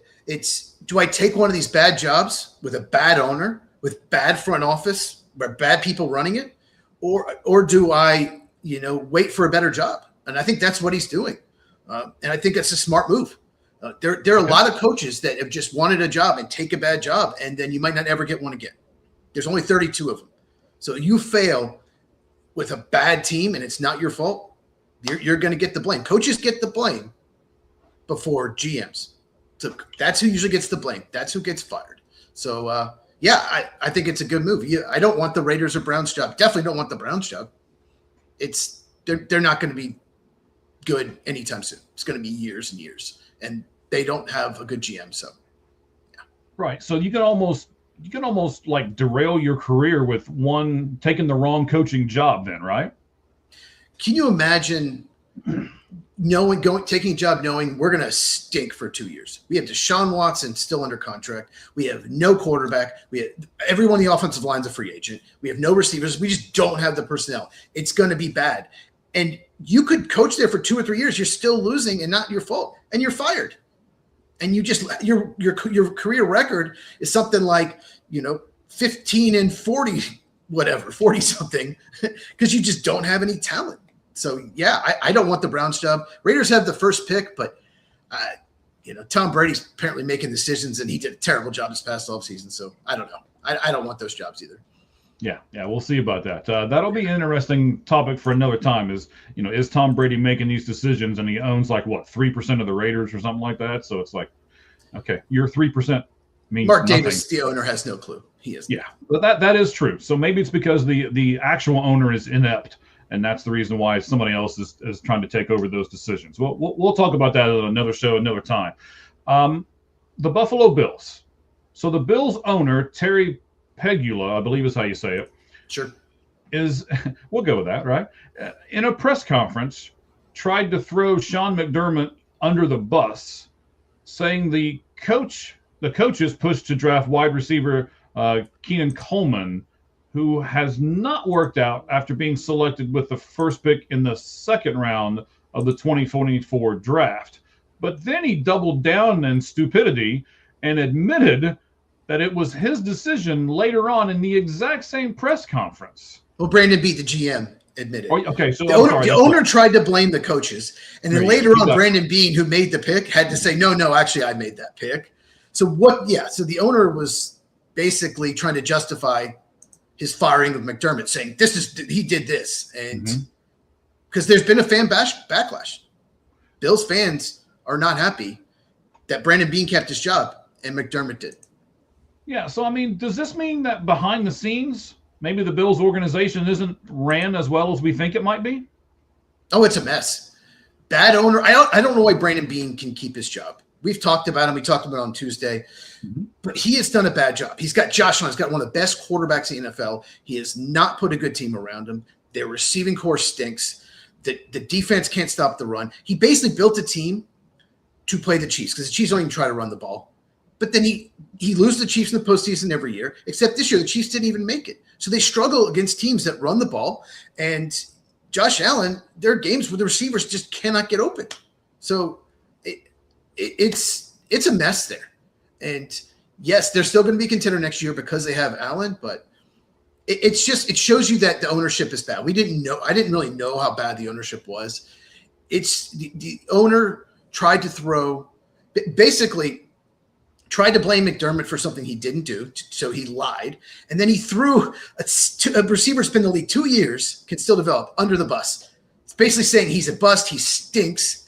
I mean, yes, he's been bad. He was a healthy scratch some games this year, but that's not how you handle it. And now you pretty much have to trade that receiver. He threw him under the bus. It's a mess there in Buffalo. I would be so upset if I'm a Bills fan. I mean, if there's one position that I saw that was a glaring weakness for the Bills, it's wide receiver. Well, why would you throw that guy under the bus? Yeah, they don't have a one or a two. All their guys are a bunch of 3, 4s, maybe 5s. I mean, Khalil Shakir is probably a number 3. The rest of them are just guys that should be playing special teams. It's just not a good group. And I see why Mike McDaniel turned it down. I don't want to work with Brandon Beane or Terry Pegula or whatever his name is. I don't want to work with them, even with Josh Allen. Mike McDaniel withdrew. That tells you all you need to know. He didn't want that job. He thinks he can find a better job next year. What do you think about that? Well, I mean, it's not even like Mike McDaniel was tops on the list. I mean, Mike McDaniel was a fired head coach from Miami. Whether you think it was his fault or not, it's kind of irrelevant right at the moment in this discussion. In this discussion, I don't think Mike McDaniel was the number 1 guy on anybody's list. Now, I don't think he was way down to beyond 10. But so Mike McDaniel is a middle of the road kind of guy. And this middle of the road guy said to your organization, no, thank you. Yeah. I think they're going to hire either Joe Brady or Phillip Rivers. I saw that yesterday. I was going to bring that up at the end where Phillip Rivers interviewed for this. Phil, I mean, I know you came back, and I know you probably starting quarterback of the Colts. He's the starter of the Colts, right? Right. I mean, come on now. I know you. Like I say, I know you came back, and I know you probably got this itch. It's like, oh, I missed this, and okay. You might want to rethink your path here because you may be another few years and done. So. Yeah, a little weird. I don't really think that's going to happen, and if it does, that's just going to be a huge segment for us sometime here on this particular show. So, wrapping up the coaching, are we good on the coaching stuff, sir? Because I want to do one more thing before we jump into the 2 games real fast. Yes. Okay, excellent. First of all, thank you guys. We are number 1. We follow over 7,500 people on Twitter, and there are lots of people that are doing live podcast on X, and we, because of you, are right now number 1. Here's what I want to do. Let's see here. 1, 2, 3, 4, 5, 6, 7, 8, 9, 10, 11. Okay, let's do 12. So before we get into these conference games, or excuse me, these are the championship games. Let me tell you the last 12 teams and how long it's been since they made the conference championship, which were the games that happened last week. I think this is interesting because we've talked about several of these teams. So Atlanta hasn't made it since 2017. Arizona, 2016. And I'm going to do the final 12 teams, okay? The final 12 teams on the list. It's been long time for them. The Carolina Panthers, we didn't talk about them much this time, 2016. Indianapolis Colts haven't made it since 2015. The New York Football Giants haven't made it since 2012. The Chicago Bears, why are they on this list? Because they made the games last week, right? They made it in 2011. They lost to the Packers in the NFC title. Right. The Jets are right there with them. So when everybody's like, oh, the Jets are terrible, the Bears are just as bad. They haven't made it since 2011. The Chargers, who we talked about earlier, haven't made it since 2008. Oh, and wow. then, yes. Yes. That's a long time. And you had Phillip Rivers for so long. Okay. Right? But he's going to be the next coach of the Buffalo Bills. Anyway. So we still got a few more teams here. The Las Vegas Raiders haven't made the conference championship since 2003. Wow. The Dallas Cowboys haven't made the conference championship. Remember earlier when I was like, oh, it's just about Jerry and it's not really about football anymore? 1990s? Is it still in the 90s? Yes. And this stat should prove it to you. Okay. The Dallas Cowboys haven't made the conference championship since 1996. That's 30 years. Yes. But there are still 3 teams that are worse than that. Oh, God. The Miami Dolphins haven't made it since 1993. One that you would probably expect. The Cleveland Browns haven't made it since 1990, which, by the way, was the year that I graduated high school, and I'm 52 years old. To give you Ernest Biner. That's Ernest Biner. Yes. Bernie Kosar. That's. I mean, they're in their 60s. Wow. Anyway, thanks for making me feel even older than I was trying to make myself feel. I appreciate it. And then there's a team that has never been to the conference championship. Do you know which team it is by chance, Cheese? I know Detroit has. I know the Jaguars have. It's more because of when they were in the league. It's got to be Houston Texans. Yes, the Houston Texans. That's correct. They have never made the conference championship team. So, but the Houston Oilers have. Yeah. Yes. So there you go. Just some stats on how terrible some teams have been for quite a long time. And football or Reggie. I'm just going to leave it there, right? Reggie, I love you, but you and your son can't say a whole lot of positive things about your Dallas Cowboys, knowing that they haven't made the conference championship since 1996. And they've had number 1 and number 2 seeds going into the playoffs a lot of years, some of those years. They had a great offense this year. We have said this. I keep saying it over and over and over again. And I say it not because I want to knock the Cowboys. I say it because Jerry Jones needs to give up and go home. Go to the retirement center and just, stare at nurses' butts for the rest of your life, which is probably not going to be very long. That's where you went. Yes, that's where I went. Get out of football. We understand you've got just as much money as the guy for the New York Mets does in baseball, and you guys are the same kind of thing, but both teams are pretty much the same way. They go out and get a lot of really good players, and then they don't do nothing with them. Yeah. I mean, the Mets have Juan Soto right now. He's not a Star Wars character. They have Juan Soto right now, and the Dallas Cowboys have one of the better offenses in the league. They had 2 great receivers that were over 1,000 yards apiece. They had a 4,000-yard quarterback and a 1,000-yard running back, and they weren't even close to the playoffs. They won 7 games. What are you doing? But now we don't want to focus on the bad. Let's turn it and focus on the good. Cheese, which game do you want to start with? New England and Denver or Seattle and LA? Which game do you want to start with, buddy? All right, we got 30 minutes. Let's go Patriots at Broncos. Okay. The Patriots are favored by 4.5. We'll get back to that. It's the largest road favorite in AFC Championship history. It actually opened at 5.5, but the spread has moved to 4.5, so more people are betting Denver. The Patriots are 0-4 in the playoffs in Denver and 0-2 in AFC title games. A lot of those were Tom Brady. A big story here. I wonder if John Elway might have been involved. We'll see. Anyway, a big story here is Bo Nix, the quarterback for the Broncos, is out for this season with an injured ankle. And backup Jarrett Stidham will start at quarterback. That's why the Patriots are favored by so much.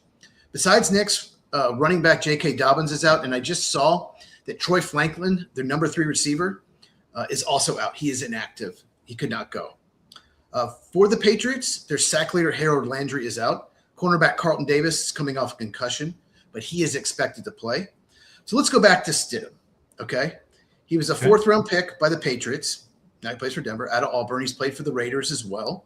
I remember when he came out. So I watched him a lot at Auburn. You know, I was living in Tennessee at the time, watched a lot of SEC football, obviously. And he had this really good sophomore year and beat Alabama. It looked like he might be a first, maybe 2nd-round pick. And then his junior year, not nearly as good. Completion percentage went way down.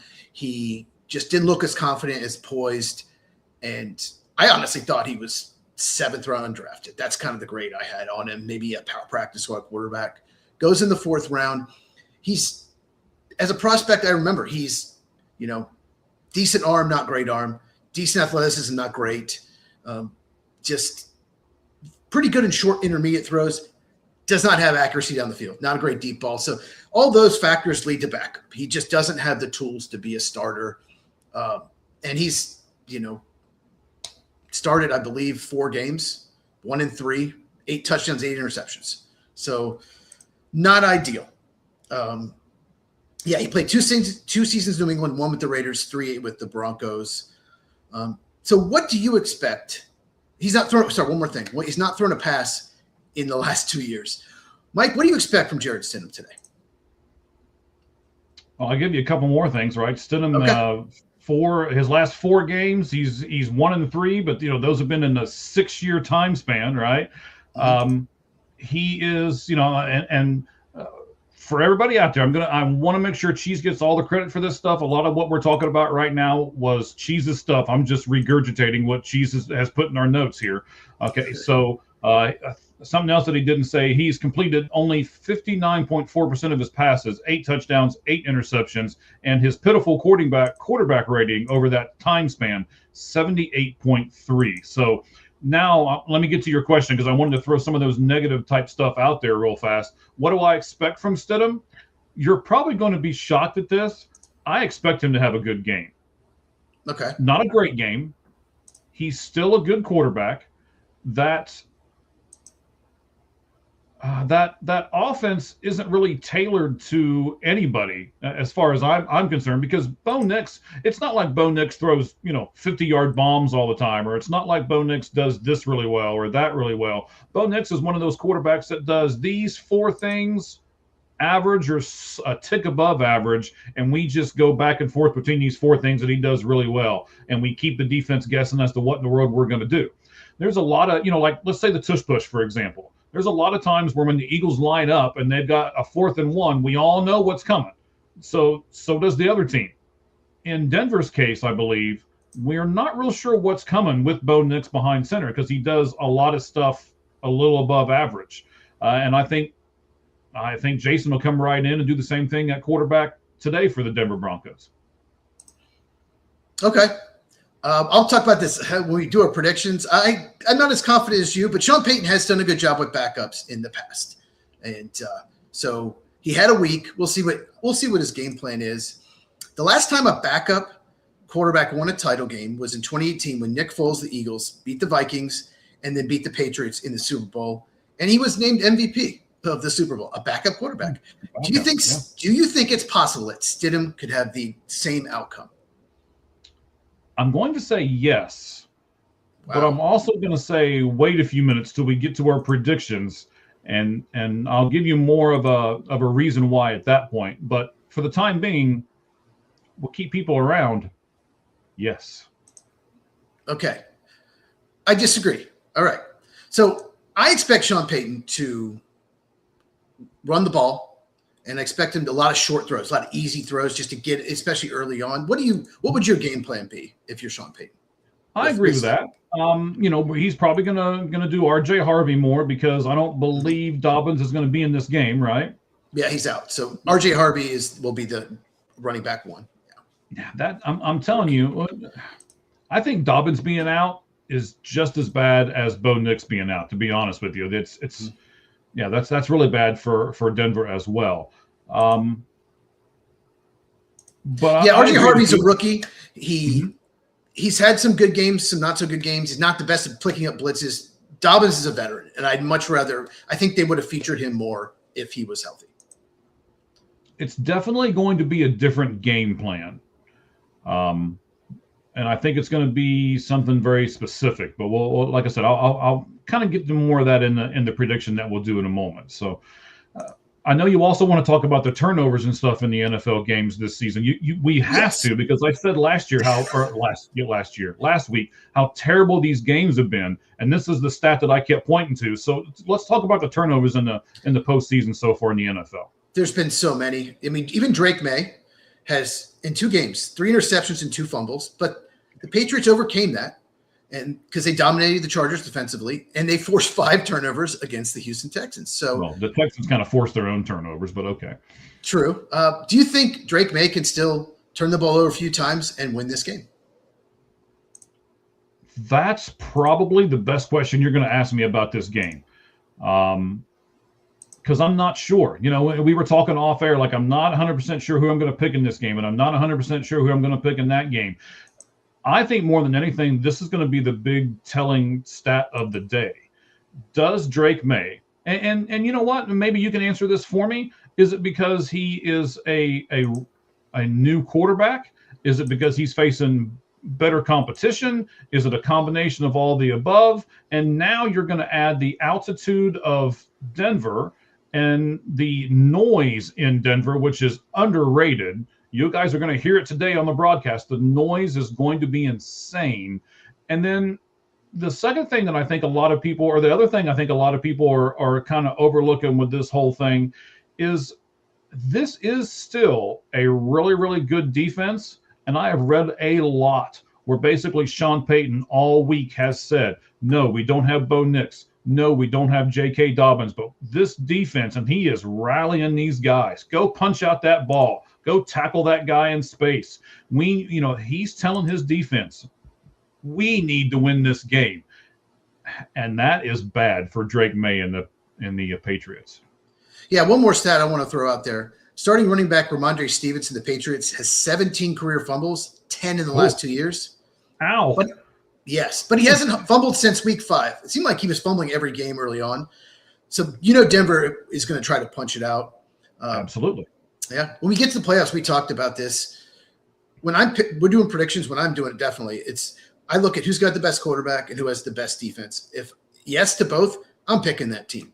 Would you agree the Patriots had the better quarterback? I think it's obvious. But the Broncos had the better defense? Would you agree with that? Yeah. And that's what makes this game so intriguing, right? I still don't know who I'm going to pick, but okay. Key matchup. Yeah, we got to go. Okay, what's your key matchup? You want to go first? You want me to go? No, go ahead and go first, because I don't really have a key matchup per se, but I know you do. So go ahead. Okay. So rookies, Will Campbell and Jared Wilson are the left tackle and left guard of New England. Okay. First, the Broncos pass rush had 68 sacks. Those guys really have to play well, or they're going to have to give them some help, because both have struggled in these 2 games in the playoffs. So that is potential disaster for New England. What about you? I mean, I think the key matchup in this game is Sean Payton's brain versus the entire New England Patriots. Because I think Sean Payton is not only that, but your next thing is going to be who's the X factor. For me, it's Sean Payton. Brilliant mind. Okay. What can he do with this offense? Can he do enough with this offense to get them to win? Okay. And yeah, absolutely. And he's going to have, like I said, he's done good with quarterbacks. He's going to have some plan for Stidham. That New England's not ready for. My X factor, Patriots, TreVeyon Henderson. He's a home run hitter. He's a playmaker. I would feature him more than Stevenson. Henderson, I don't think fumbled at Ohio State. You can in college at all. You probably know that. No, he did not. Or if it was, it was minimal, maybe once, but right. Hardly. So I'm featuring Henderson more. I don't want someone that's going to fumble. I can't trust Stevenson. So I would feature TreVeyon Henderson more. Really good rookie running back. And then for the Broncos, my X factor is Marvin Mims. he has been kind of a second-round bust, but he had a really good game last week. 8 catches, 93 yards, a touchdown. And Christian Gonzalez is going to follow Cortland Sutton around and probably shut him down. Cortland Sutton's good, but he's not great. So I think Marvin Mims with Troy Franklin also has to step up and have a big game for the Broncos and help out Jared Stidham. And your X factor, you said, was Sean Payton? Yeah, my X factor is Sean Payton, and the other part of it is just we're acting like the Patriots have superstars, and they really don't. Yeah. We're featuring two of the best corners in the NFL, Christian Gonzalez and Patrick Surtain. Mm-hmm. And I don't know who Patrick Surtain's going to follow around because the Patriots, they have a deep core. They don't have that one guy, maybe Stephon Diggs, but right.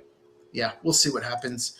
The other corner, I'll say Riley Moss gets as many penalties as any defensive back in the league. That's something else to watch out for. He's great. He gets grabby. Okay. Patriots favored by 4.5. Who wins? Who covers? You want to go first? I'll go first because I'm probably going to shock everybody here. Sean Payton has established a strong track record with backup quarterbacks going 12-8 when forced to turn to them during injury like in a game. Wow. But his success rate increases, you ready? To 12-3 when the backup has been on his roster for at least 2 seasons. Would you like to know how many seasons that Mr. Stidham has been on the Denver Broncos roster? 3, yes. Yeah. So over the last decade, he's 14-8 when a record in games without his primary starter. And that is Taysom Hill, Teddy Bridgewater, Jameis Winston, and Luke McCowan, by the way. Okay. Those are the quarterbacks that he has used. I mean, Taysom Hill, he went 7-2, Teddy Bridgewater 5-0, Jameis Winston 5-2. So I mean, he has been able, he being Sean Payton, has been able to take these guys. And I think what he does is fantastic. I know we're running short on time, so I won't go through a whole bunch of stuff, but he's able to mold around the quarterback that he has under center. And I think you're going to see that done again today. I am not only going to pick the Denver Broncos to win, I am going to pick the Denver Broncos to win by more than 7 points. Oh, okay. Well, I'll say this. The Broncos defense is such a good pass defense. Pass rush, corners, great. New England needs, like I said, feature TreVeyon Henderson, run the ball and get ahead. You don't want Drake May throwing 50 times. He's going to get sacked, and he's turned the ball over a lot. And I think that may continue if they get behind. So, Patriots by 4.5. Give me the Broncos to cover, and when you convince me, I'm taking the Broncos because of the pass rush, even with Troy Franklin out, even with Dake Dobbins out. I think Harvey has a good game, makes a play. So give me Marvin Mims makes a play. Give me the Broncos win a very close game, cover and win. Okay, we got to hurry now. All right, okay. Rams at Seahawks. Okay, Seahawks favored by 2.5. So basically, it's a coin flip.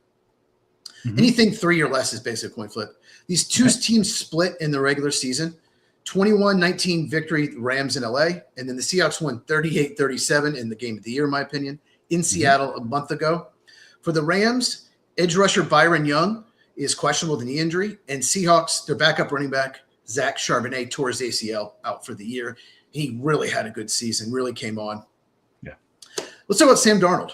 His career against the Rams in 5 games, 6 touchdowns, 6 interceptions. 4 of those games have been the last 2 seasons. So basically the good Sam Darnold, not the early season bad Sam Darnold. Mm-hmm. However, it's 6 touchdowns, 2 interceptions if you don't count that loss in LA, that 21-19 early this season where he threw 0 touchdowns and 4 interceptions. Just terrible game for him.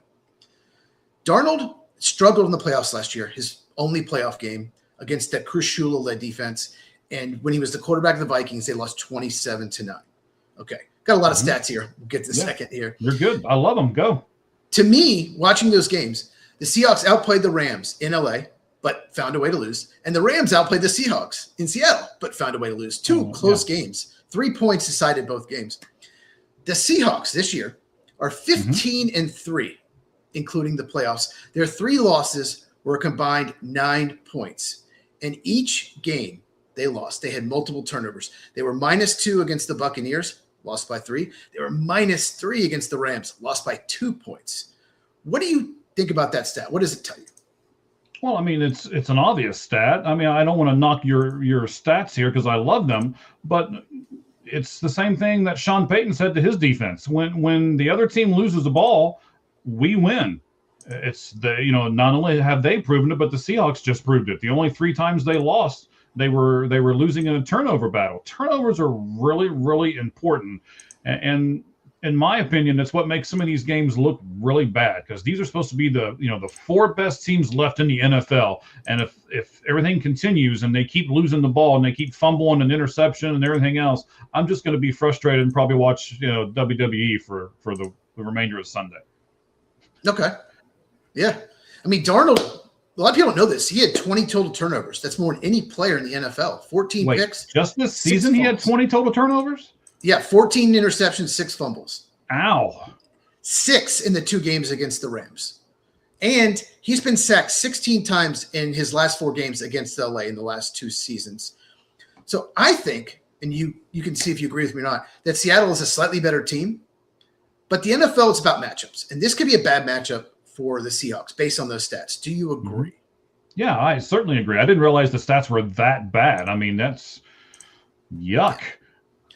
Both teams, we got to talk about this real quick. They feature maybe the 2 best receivers in the NFL statistically this year, Puka Nacua and Jackson Smith-Njigba. In fact, if you watch these teams, both offenses are designed around these guys. Get these guys the ball, let them make plays. Do you agree? I'm sure you agree with that. Yes. You can move right along, sir. Okay. They also have 2 underrated running backs, Kyren Williams and Kennard Walker. I think they're 2 of the best 10 running backs in the NFL, but no one really talks about them. Would you agree with that as well? Wow. 2 of the top 10 in the NFL? Yeah. And look at analytics. They love these guys. We're going to have to do some more on this, because I don't know if I'd agree with you, but maybe you can convince me. We'll have to do a deeper dive on this. So you're saying Kyren Williams and Kennard Walker are 2 of the top 10 running backs in the NFL. Probably not top 5, but I'd put in top 10. All right, you're going to have to do some more convincing with me on that one, buddy. Yeah, we'll do the top 10 running backs one show this offseason on Lights Out. Oh, there we go. I like it. Okay. All right. Rams obviously have the probable MVP in Matt Stafford. Drake May's probably going to get second, by the way. Just not in the notes, but just thought maybe we'll see how the refs call the game, but maybe the NFL wants Drake May and Stafford in the title in the Super Bowl. Maybe they don't want Jarrett Stidham. We'll see how it's officiated. Just throwing it out there. Not trying to be conspiracy theorists. Yes, I am. Okay. Once again, we talk about quarterback and defense, but I think no one's talking about this. Special teams can be a factor as well. The Rams have the better quarterback, but the Seahawks, to me, have one of the best special teams units in the NFL, and the Rams have one of the worst. Okay. What about defense? Who do you think has the better defense? Well, I want to agree with you on special teams. I saw this part in the notes yesterday when you sent it to me, and I started looking, and it's not even close. I didn't realize the Rams were that bad, and I also didn't realize the Seahawks were that good. So I think before this game is over, that's probably going to be a telling thing before it's all said and done. And I'll be watching both sides of the special teams because of it. As far as their defense goes, let me give you a defensive stat for the Seattle Seahawks. I know we're crushed on time here, but I'll do it real fast. The Seahawks have not allowed a play to gain more than 20 yards in 3 straight games. And they are the only defense ever in NFL history to allow that in the playoffs. Wow. That's they've had one of the best offenses and defenses all year in the NFL. All right. Well, key matchup. I'll go first. My key matchup is for Seattle. It's the 2 guards, Gray Zabel, Anthony Bradford, in pass protection, because both of them really struggled in the last game. In the Seahawks win 38-37, they really struggled against people like Braden Fisk and Kobe Turner, really athletic defensive tackles. So Anthony Bradford's one of the worst guards in the NFL. I don't know how they haven't benched him yet. And Gray Zabel's had a good rookie year, but he really struggled against Kobe Turner. So I think those Seahawks guards need to hold up well for the Seahawks to win the game. What is your key matchup? Well, my key matchup is going to be kind of the same thing that you're talking about, but it goes back to the Sam Darnold thing.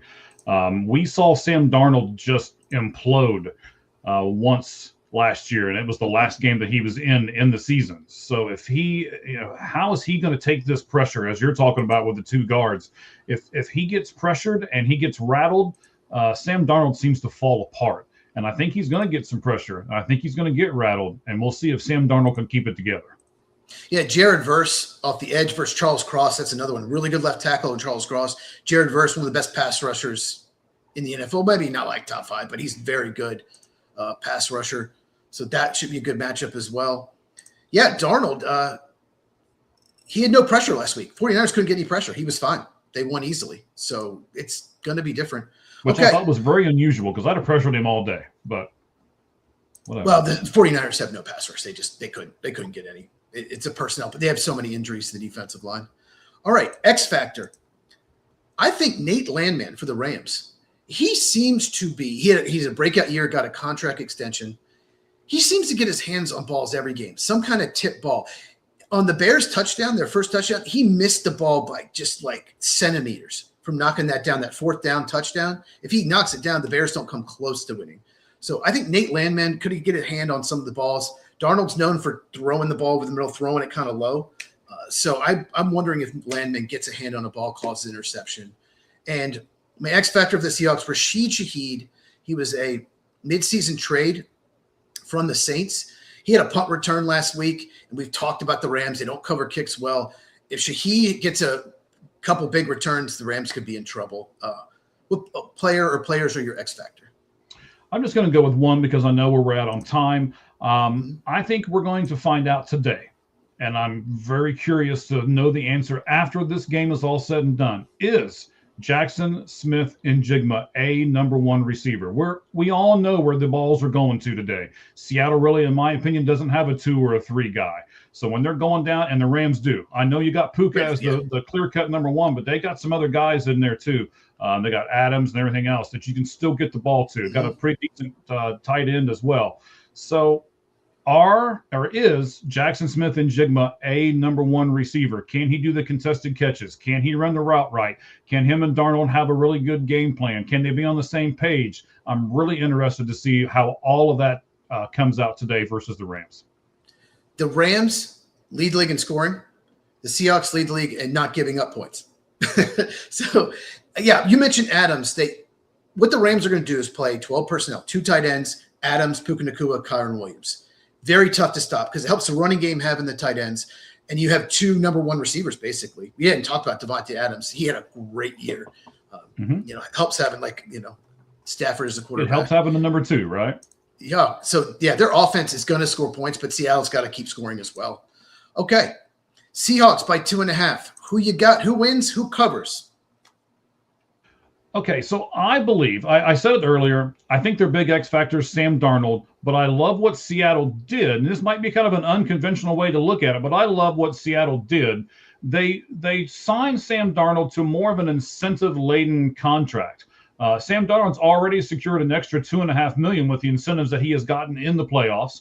And if he wins today, he gets another $500,000 more. Now, you may say, well, that doesn't mean a whole lot to these really high-paid NFL players, but I think it does.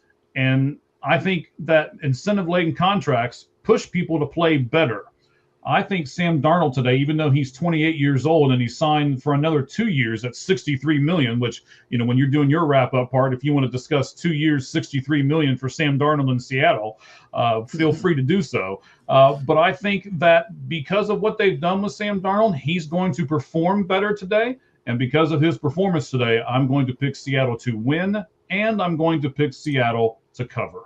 So you like both home teams. So I actually had my notes. I was going to pick the Patriots to win and Broncos to cover. You convinced me to switch because I think they're going to force turnovers. And you convinced me Stidham's going to play better than I thought. So I think it's Sean Payton more than it is Stidham, but yes. Okay. If you believe the NFL is fixed and rigged, then you're picking Patriots Rams because you got Drake May versus Matt Stafford, the top. That's what the NFL would probably want. Probably.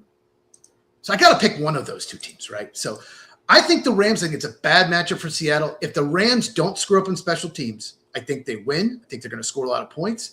If they do screw up on special teams, I think Seattle wins. So just don't mess up on special teams, Rams. So give me the Rams to win, obviously cover the 2.5, win a very close game. Like I said, the first 2 matchups decided by 3 points. Crazy. Comes down the wire, and the Rams get the win. Very close game. So yeah, okay. So we both like the Broncos. You like the Seahawks. I like the Rams. Oh, can't wait! It's about to start. It's gonna be fun. All right. So, do we have a couple seconds to talk about if it's going to be rigged? And okay, that's an intriguing thought, right? Because you're right. They don't want. I mean, the NFL does not want Denver with no quarterback in the Super Bowl, right? Jared Stidham. You can't market that. No, that would be at least extremely difficult. You would have to flip. And then they don't have a running back to market. They don't really have one huge defensive guy that everybody knows their name to market. How are you going to market the Denver Broncos if they make it to the Super Bowl if you're the NFL? Yeah, their best defensive player is a corner, Pat Surtain. So you could do Bo Nix, Sean Payton maybe, but Bo Nix isn't playing. The Bo Nix, Sean Payton, young quarterback. They can do that with Drake May, Mike Vrabel. They can do that, but they can't do it with Denver. And Sam Darnold's another one. That's not a sexy, in Seattle. Jackson Smith and Jigba, okay, he had a breakout year, but yeah, but you can do the Rams, Puka Nacua, Matt Stafford, Devontae Adams. So if you believe the NFL's fixed, we'll see what happens. Watch officiating closely. Yeah, we will. It'll be interesting. I really think the Chiefs got a lot of help from the officials against the Bills in the championship game last year. And it didn't matter in the NFC title game because the Eagles just whooped the crap out of Washington. So watch the officiating real closely. But you want the Eagles before you want Washington in the playoffs anyway. So the NFL just sat back and said, "Okay, they're already killing them. We don't have to." Of course they did. Of course they did. Just watch the officiating closely. If it favors New England, if it favors LA, then we know that the fix may be in. I hope not. I want it to be officiated. But it's an interesting thing to keep your eye on, as you're going through and watching the games. Yep. All right. All right, buddy. Hey, I appreciate we made it just in time. All right. Excellent. Appreciate you very much. You know that, man, we really prepared for this show and we did a really good job on it. I think our fans thought the same thing. So we appreciate each and every one of them. Of course, Lights Out podcast on Tuesday night. What time is that, Cheese? 8 Eastern, 5 Pacific, 6 Mike time. That's you. 6 Mike time, which is the important time. Yeah. Yes. And when the time change in March, it'll switch a little bit because Mike's time in Arizona stays the same, but everyone else switches. So, but if right now it's 8 Eastern, 5 Pacific. And if you are watching YouTube, make sure you like and subscribe. Right. So what I think Cheese just said to everybody is you should come out to Arizona with me. The time doesn't change and we don't get snow and ice and all that other crap. So yay, Arizona. We usually don't, but it's going to be 21 tomorrow night. So yay. The same as his age. All right, everyone. We appreciate you. Yes. Thank you guys very much for being with us. Thank you guys very much for being with us. Enjoy the games today. Should be a great NFL Sunday. And Cheese and I will talk about it more on Tuesday. Thank you guys very much. We appreciate it. And even though it's an NFL show, we're still going to say the same thing at the end. The only thing that's fair in life is a baseball hit between the third and first base lines. Good afternoon, everyone. Thank you all very much. Thanks, everyone.